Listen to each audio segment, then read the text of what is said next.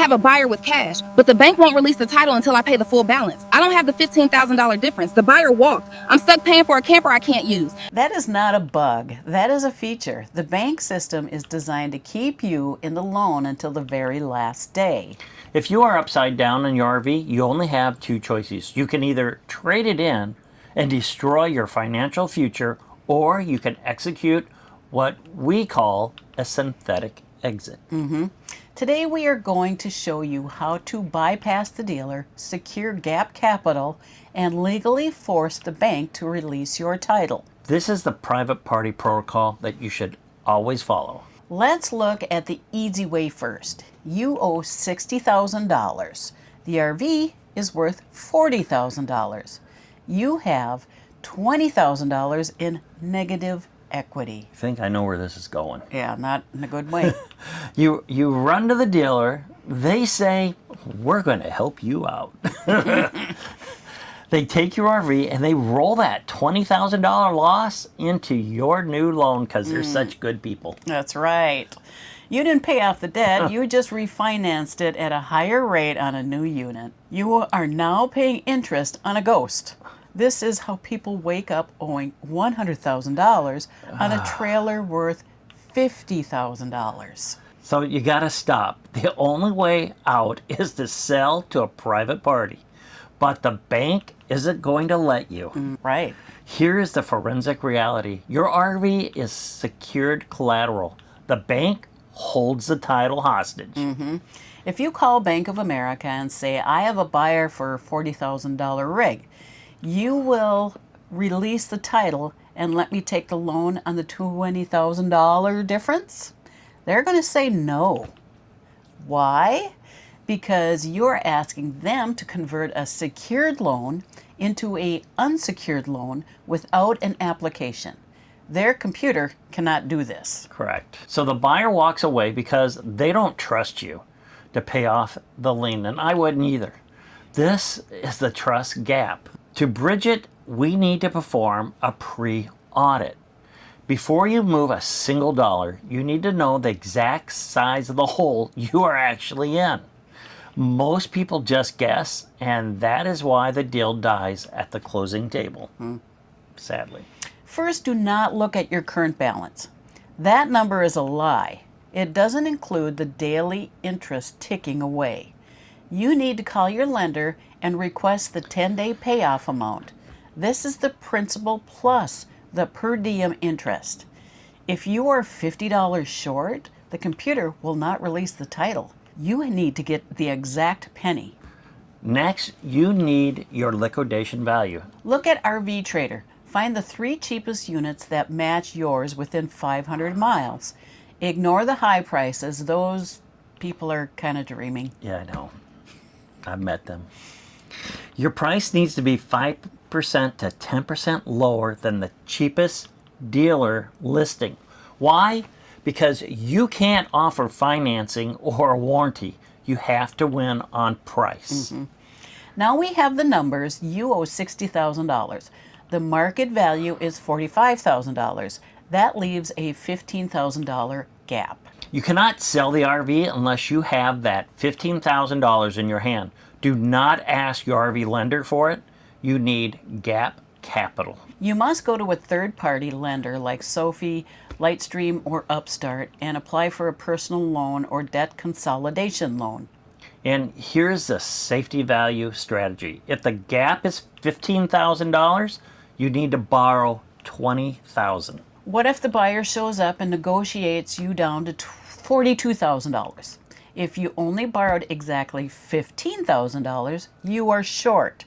The deal dies. Borrow the buffer. It is better to have the money and not need it. You can just pay back whatever you don't use the next day. Yep. There is no prepayment penalty on these loans.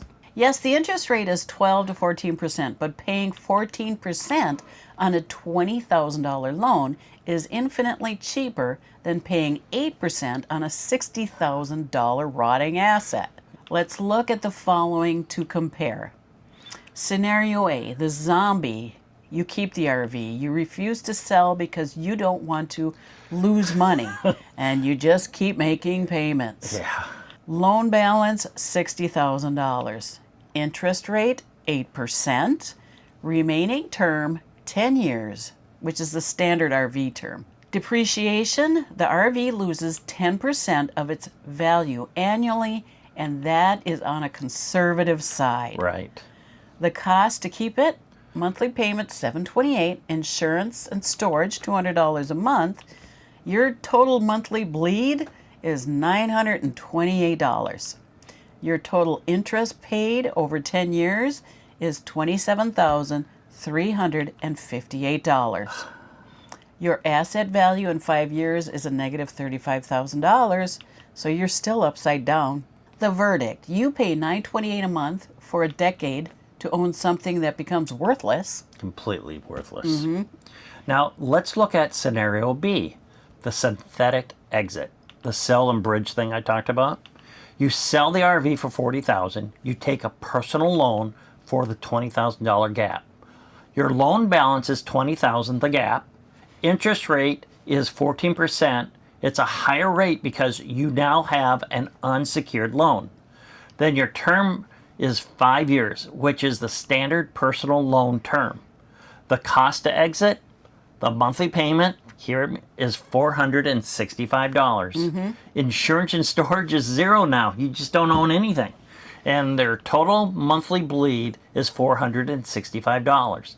Now you've got to take the total interest paid over 5 years. That's $7,923. The asset value is zero. You are free. Okay, you have the buyer, you have your gap capital. Now, how do you move the money without getting scammed?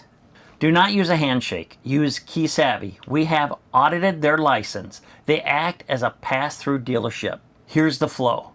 The buyer sends their $40K to Key Savvy.